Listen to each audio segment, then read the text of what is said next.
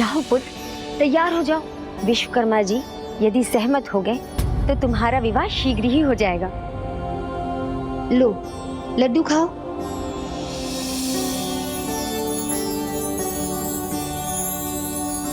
मैं भी जाती हूँ, तैयार होकर मुझे उनके स्वागत की तैयारी करनी है।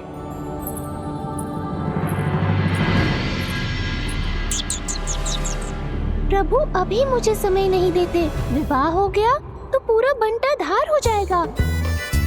जैसे ज्येष्ठ कार्तिकेय विवाह के बाद अपने परिवार में रम गए, वैसे ही ये भी हो गए तो मैं कितना अकेला रह जाऊंगा। देखो प्रभु को, यहाँ मैं चिंता में घुला जा रहा हूँ और वहाँ वो है कि लड्डू पर लड्डू खाए जा रहे हैं। प्रभु संकट ही नहीं, महासंकट की छाया है आपके सर पर, और आप है कि लड्डू के लालच में सब भूले जा रहे हैं। तो क्या करूं मूषक जी, मुझे अपनी इच्छा से लड्डू खाने की भी छूट नहीं है क्या? समस्या की गंभीरता को समझिए प्रभु, विवाह हो गया ना तो अपने मन से कुछ भी करने की छूट नहीं रहेगी। क्या? हाँ। क्या समस्या इतनी बड़ी है? इसका तो मुझे अनुमान ही नहीं था। इधर इस ओर आइए प्रभु, मैं समझाता हूँ।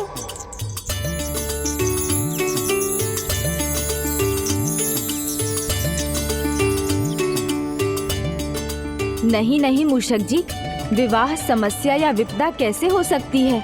माँ मुझे किसी संकट में कैसे डाल सकती हैं भला? प्रभु प्रभु प्रभु, कैसे समझाऊं आपको?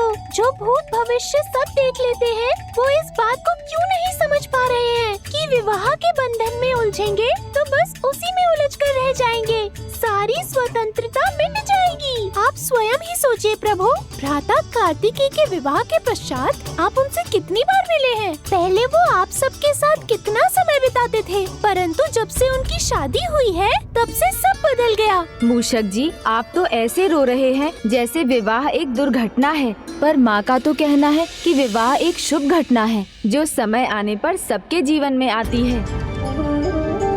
जीवन में सुखद और सुंदर यात्रा का आरंभ है विवाह। आपको स्मरण नहीं है क्या?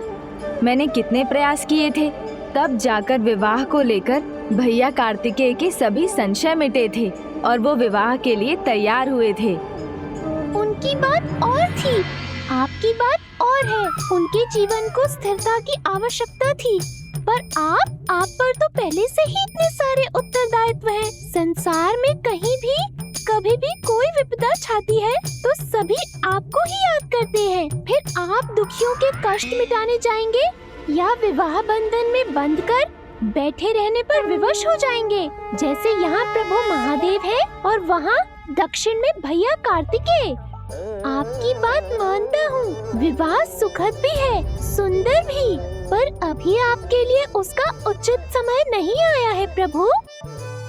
अभी अभी तो आपने यौवन के प्रथम चरण में प्रवेश किया है। ये तो सोचने वाली बात है मूषक जी। तो क्या मैं एक बार विवाह के बंधन में बंध गया फिर मैं जगत कल्याण के कार्य नहीं कर पाऊंगा? परंतु भ्राता कार्तिकेय तो... भ्राता कार्तिकेय की बात अलग है प्रभु, वो आपसे बहुत बड़े हैं, जबकि आप अभी इतने छोटे हैं। फिर पत्नी की जिम्मेदारी को कैसे निभा पाएंगे? आप उचित कह रहे हैं मूषक जी, परंतु विवाह कोई बुरी घटना नहीं है, किंतु मैं इस उत्तरदायित्व के लिए अभी तैयार नहीं हूँ। तो फिर ये विवाह रुकवा दे? किंतु माँ ने ठान ली है तो उन्हें रोकने का भी तो कोई उपाय होना चाहिए। उपाय की चिंता छोड़िए प्रभु, वो मैं सोच चुका हूँ। सब कुछ आपसे ही सीखा है प्रभु। समाधान पहले सोचता हूँ, समस्या बाद में बताता हूँ। अच्छा तो बताइए, क्या है योजना? ध्यान से सोचने पर जटिल से जटिल प्रश्नों के उत्तर भी प्रश्नों में ही छिपे मिल जाते हैं। मूषक जी, नहीं बताना है तो मत बताइए, ऐसे पहेलियाँ बुझाने का कोई लाभ नहीं। ओहो प्रभु, थोड़ा तो धैर्य रखिए। अच्छा ये बताइए, माता ने क्या कहा था? विश्वकर्मा जी आएंगे, उनकी सहमति होगी तब होगा विवाह, और यदि वो सहमत नहीं हुए तो? क्यों नहीं होंगे सहमत? मैं क्या इतना बुरा हूँ? नहीं नहीं प्रभु, मैं ये कहाँ कह रहा हूँ, बस आपको योजना बता रहा हूँ। कुछ ऐसा करना होगा जिससे विश्वकर्मा जी आपको देखे और मना कर दें। बस यही एक उपाय है, विवाह टालने का और अपनी स्वतंत्रता बनाए रखने का। पर ये कैसे होगा मूषक जी? मैं प्रथम पूज्य देवता हूँ। सभी देवता मेरे नाम भर से सहमत हो जाएंगे, कोई मना नहीं करेगा। वो आप अपने इस सेवक पर छोड़ दीजिए। योजना का प्रथम चरण है उन्हें मार्ग में ही रोक देना।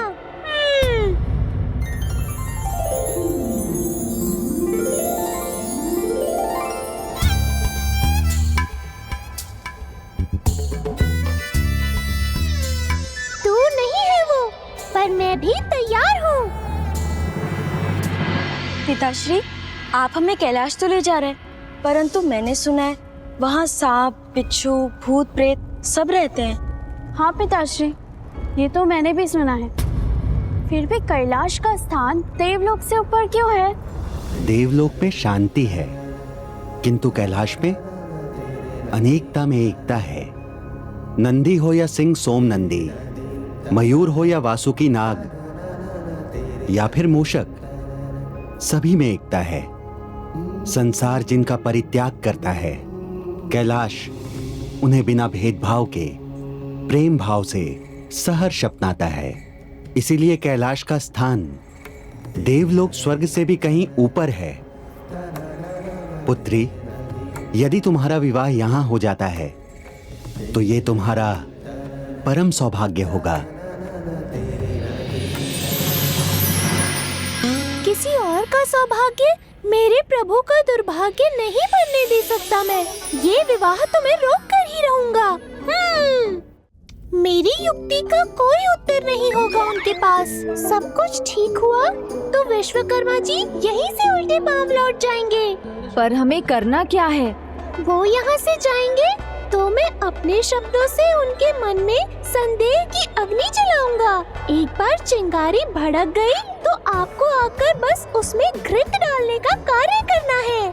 वेदों और पुराणों में अनंत ज्ञान छिपा है, वो सब मुझे कंठस्थ है, किंतु आपकी बात आप ही समझिए महाज्ञानी मूषक जी। ये क्या कह रहे हैं प्रभु? मेरी योजना के प्रति मेरे ही मन में संदेह उत्पन्न करवा रहे हैं। आपको बस इतना करना है कि मैं जो भी कहूँगा आपको अपने व्यवहार से उसका प्रमाण देना है।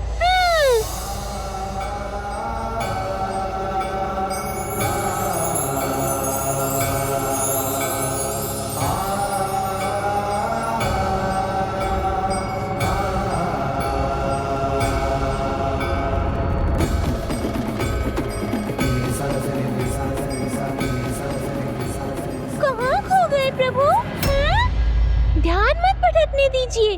बस ये समझिए कि आपको करना क्या है। ये मुझे क्या हो रहा है? मैं विवाह नहीं करना चाहता हूँ, तो ये आकर्षण क्यों हो रहा है?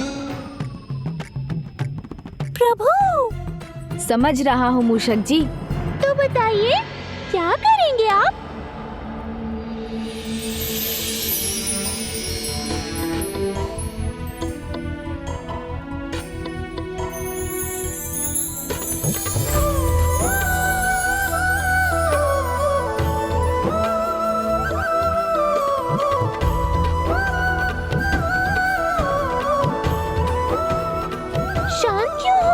बताइए ना, क्या करेंगे आप? प्रभु, आप ठीक से समझे कि नहीं? आपका ध्यान कहाँ है प्रभु? नहीं नहीं, विवाह के प्रति ये आकर्षण ठीक नहीं। मुझे तो बस मूषक जी की योजना में रुचि रखनी चाहिए। वो यहाँ पहुँच गए मूषक जी। बस, तो अब योजना पर अमल करना है। जो मैं कहता जाऊँ वो आप प्रमाणित करते जाइएगा।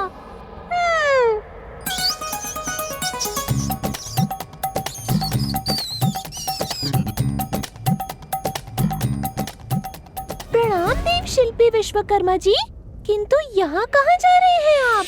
मूषक जी, बड़े ही शुभ विचार से आया हूँ। आपके प्रभु श्री गणेश जी के लिए विवाह का प्रस्ताव लेकर जा रहा हूँ।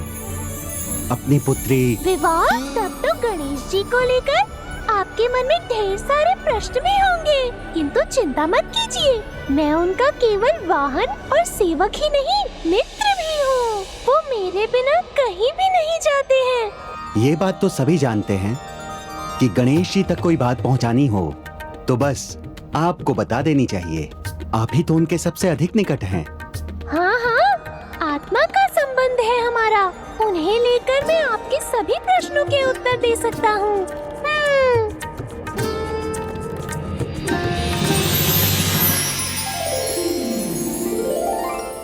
प्रथम पूज्य है वो, पार्वती नंदन है। सब उन्हें गजानन, गणपति एवं विघ्नहर्ता के रूप में भी जानते हैं। पर जो मैं जानता हूँ वो तो मात्र मैं ही बता सकता हूँ।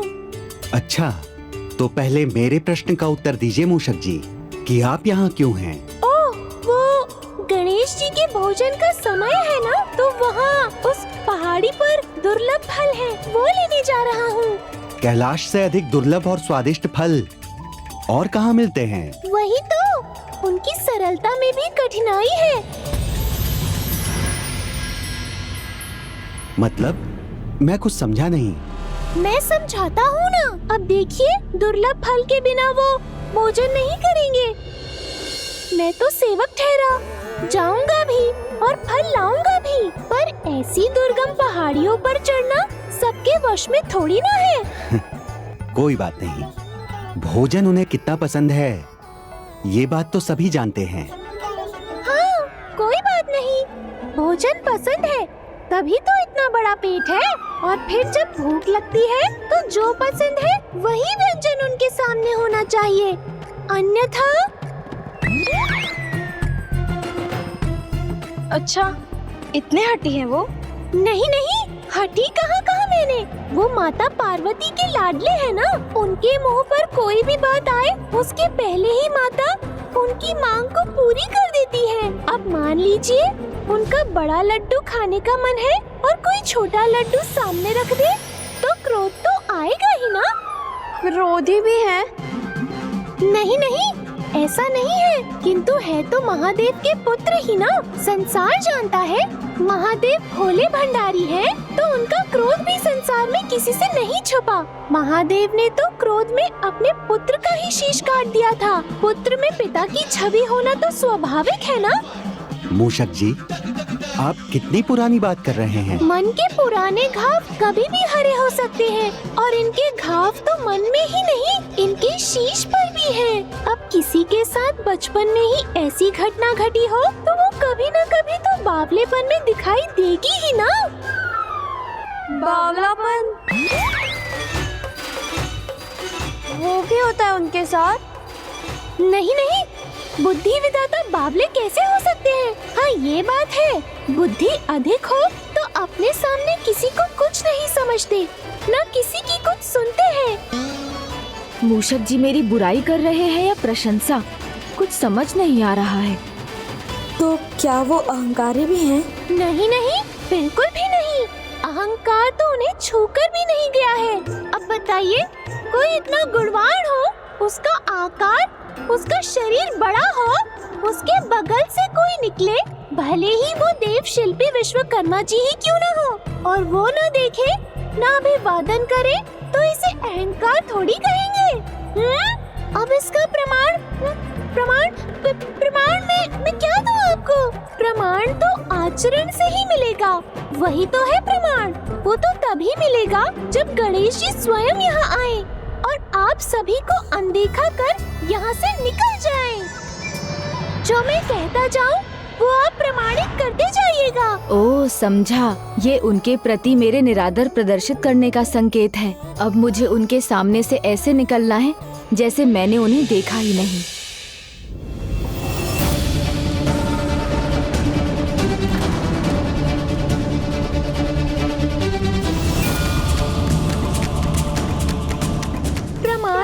आचरण से ही मिलेगा जब गणेश जी स्वयं यहाँ आए और आप सभी को अनदेखा कर यहाँ से निकल जाएं।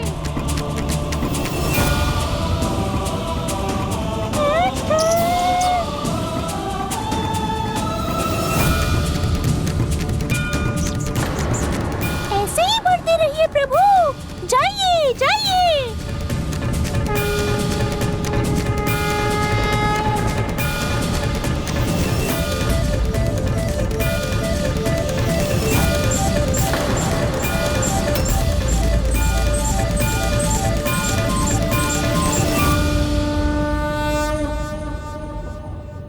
प्रणाम। कल्याण हो।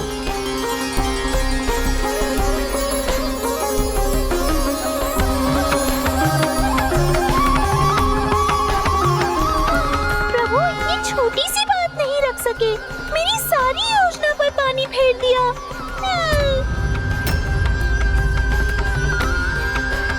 आइए, पधारिए देवशिल्पी विश्वकर्मा जी, कैलाश में आपका स्वागत है।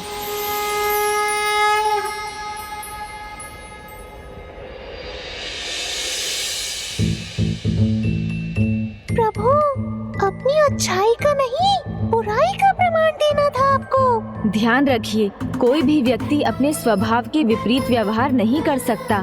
मैं तो बिल्कुल भी नहीं। तो फिर आप भी ध्यान रखिए प्रभु। हो जाइए तैयार अपने विवाह के लिए।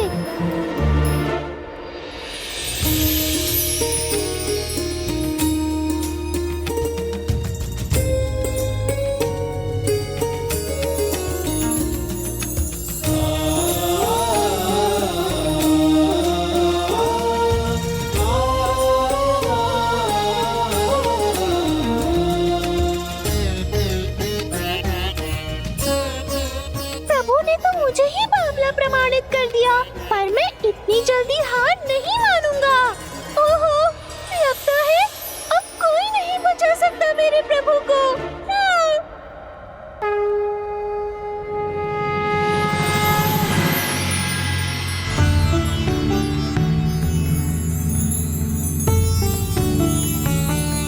लगता है आपकी भेंट तो पुत्र गणेश से मार्ग में ही हो गई।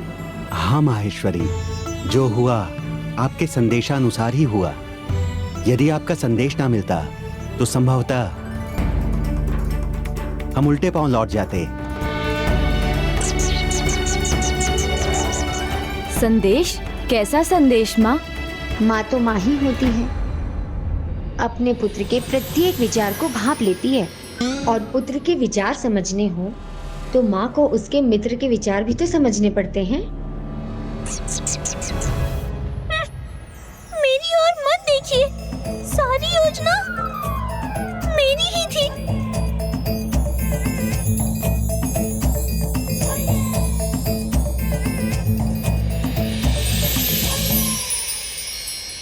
आइए, भीतर पधारिए।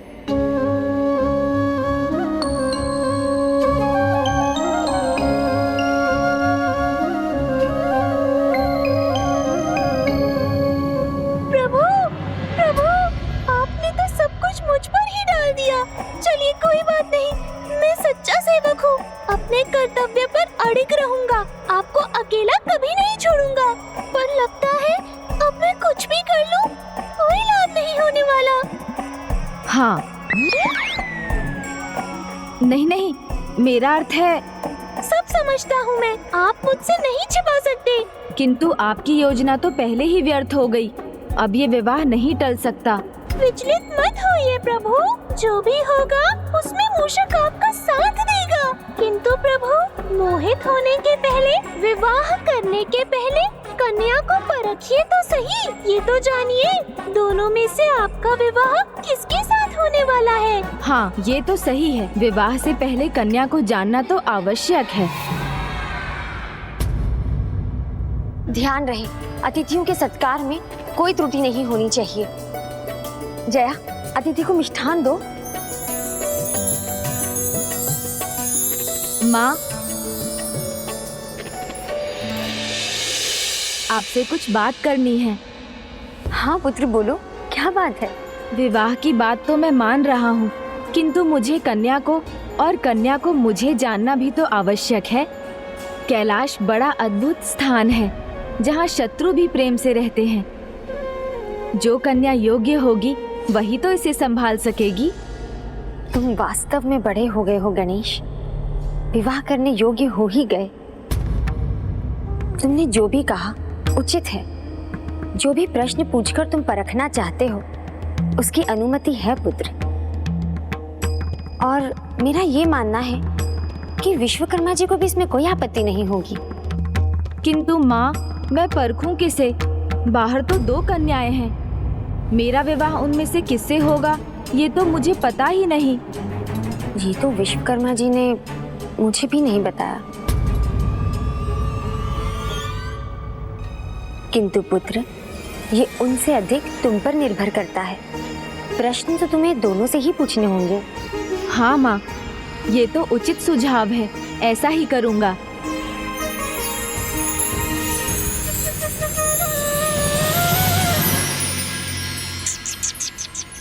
प्रभु, विवाह टालने का इससे सुनहरा अवसर नहीं मिलने वाला।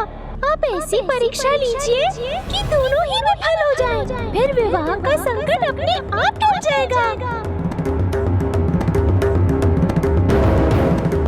हाँ, मैं ऐसी कठिन परीक्षा लूंगा जिसका उत्तर देना सरल नहीं होगा।